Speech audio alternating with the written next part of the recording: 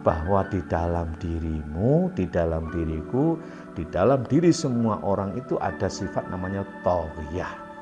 Ada sifat thaghiyah, keterlaluan, contoh figurnya Fir'aun. Artinya apa? Kalau kamu tidak pernah sakit, terlalu kaya raya, hidupmu bergelimangan dengan harta, mampu melakukan apa saja, ingat dan hati-hati, itu biasanya akan bersamanya muncul thaghiyah, keterlaluan.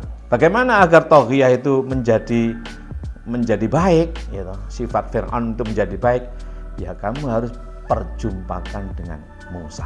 Maka Allah tegaskan, walaqad sharrafna fi hadzal qur'ani linnasi min kulli matsal wa kana al-insanu aktsara syai'in jadala.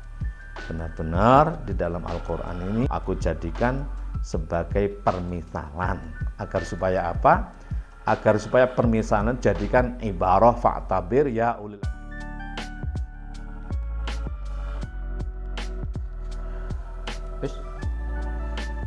Assalamualaikum warahmatullahi wabarakatuh. Alhamdulillah, para pemirsa, izinkan saya menjelaskan kembali tentang Fir'aun. Ya, ada satu pertanyaan yang menggelitik itu ya. Saya kira kenapa dan untuk apa Allah menciptakan atau Tuhan menciptakan Fir'aun? Padahal tentu Allah Maha tahu. Masa Allah tidak tahu kalau Fir'aun itu pada akhirnya akan berbuat keterlaluan, kerusakan, seenaknya sendiri dan sebagainya. Itu penafsiran kita. Sekalipun satu sisi Fir'aun juga telah membangun peradaban yang luar biasa ya. Peninggalan Fir'aun itu menjadi satu pendapatan devisa yang luar biasa bagi negara Mesir sekarang ini. Dan itu bisa menjadi studi arkeologi, bisa menjadi studi sejarah dan lain sebagainya. Satu sisi. Baiklah, tentu saya akan menjelaskan perspektif kaji saya, yaitu filsafat, tasawuf, dan thariqah. Filsafat itu apa? Filsafat itu adalah bagaimana kita mengaktifkan pikiran kita, itu apa, bagaimana, untuk apa. Lalu tasawuf itu apa?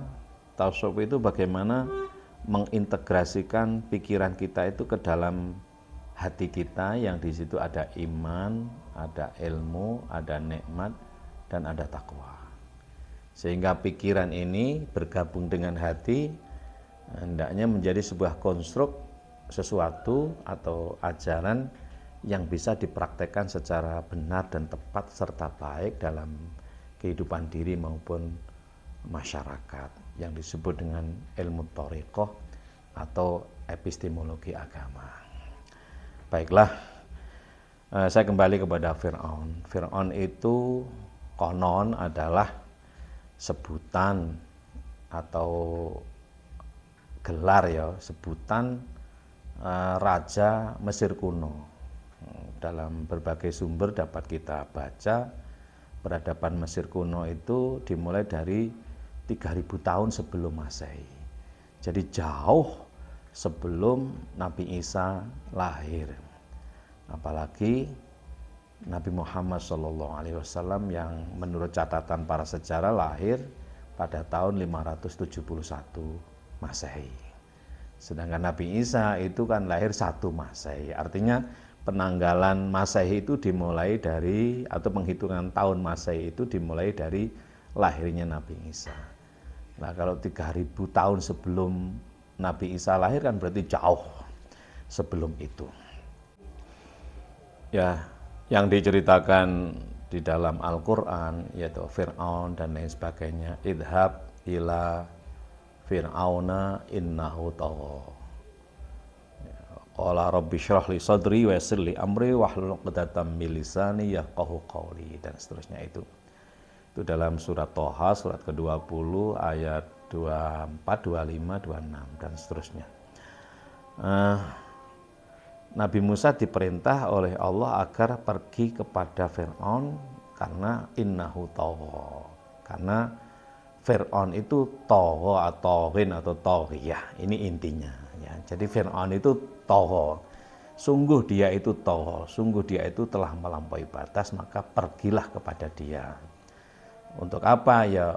Untuk bergabung dalam artian bukan bergabung dalam hal kejahatan, bergabung agar mengajak Fir'aun yang taghiyah itu menjadi tidak taghiyah. Baik, nanti saya jelaskan kemudian.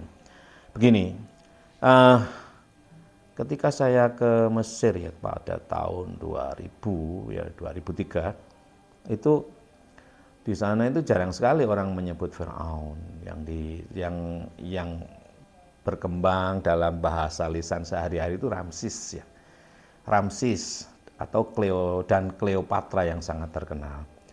Tapi yang paling sering diucap adalah Ramsis atau Ramsis itu. Nah, siapa Ramsis itu? Ramsis II terutama dia adalah Fir'aun. Ramsis II adalah Fir'aun. Artinya kepala negara Mesir kuno, atau dalam bahasa kita misalnya di Indonesia namanya presiden gitu. Presiden yang dikaitkan dengan Nabi Musa atau Fir'aun yang dikaitkan Nabi Musa itu bernama Ramsis. Bernama Ramsis II atau Ramsis Tsani. Ramsis kedua. Nah, inilah yang dimaksud oleh Quran. Dialah yang sudah terlalu. Kenapa terlalu? Ya sebenarnya keterlaluannya itu dimulai dari misalnya dia itu dalam umurnya paling panjang. Umurnya panjang, tidak pernah sakit, selalu sehat, dan mampu membangun sebuah bangunan yang sangat luar biasa. Banyak bangunan peninggalan sekarang ini adalah peninggalan, terutama peninggalan Ramsis II ini. Sehingga ya orang kalau tidak pernah sakit itu kan lama-lama terus karena mampu mendatangkan para ahli sihir, mampu membuat satu ketahanan negara yang sangat kuat, punya militer yang sangat kuat, nah, kayak kecenderungannya orang itu akan taghiyah sampai-sampai dia merasa diri sebagai Tuhan. Bukan merasa diri sebagai Tuhan, tentu dia rasanya tidak pernah merasa diri sebagai Tuhan. Tapi keterlaluannya itu mendorong dirinya itu untuk minta disembah. Nah, dalam kaji tasawuf, kecenderungan semacam itu ada pada setiap diri manusia. Nah, orang kalau nggak pernah sakit, ya toh, sehat, terus selalu olahraga, gotot, kaya raya, ya toh, itu serba tercukupi apa yang dimau. Nanti dalam diri itu akan